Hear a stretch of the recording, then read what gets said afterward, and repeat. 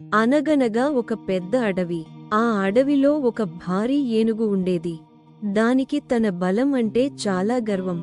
తను చాలా పెద్ద ప్రాణిని అని, తన ముందు ఎవరూ సరితూగరని అది ఎప్పుడూ విర్రవీగేది.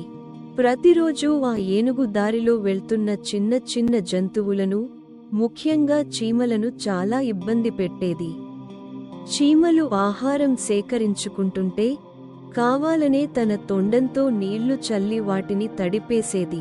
ఓ చిన్న చీమలారా, నా కాళ్ల కింద పడితే మీరు నలిగిపోతారు, జాగ్రత్త అంటూ హేళన చేసేది. ఒకరోజు ఒక చిన్న చీమ ఓపిక నశించి, ఏనుగుగారు, మీరు ఇంత పెద్దవారు కదా, మమ్మల్ని ఇలా ఎందుకు ఏడిపిస్తారు? ఇది మంచి పద్ధతి కాదు అంది. దానికి ఆ ఏనుగు పెద్దగా నవ్వి, నువ్వు నాకు నీతులు చెబుతున్నావా? ఇప్పుడే నిన్ను నొక్కేయమంటావా అని గర్జించింది. ఏనుగు గర్వానికి బుద్ధి చెప్పాలనుకుంది ఆ చిన్న చీమ.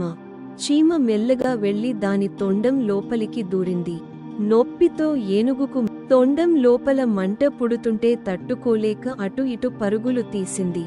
అమ్మో, ఎవరో నన్ను చంపేస్తున్నారు, కాపాడండి అని ఏడుస్తూ కేకలు వేసింది. ఎంత ప్రయత్నించినా లోపల ఉన్న చీమను బయటకు తీయలేకపోయింది.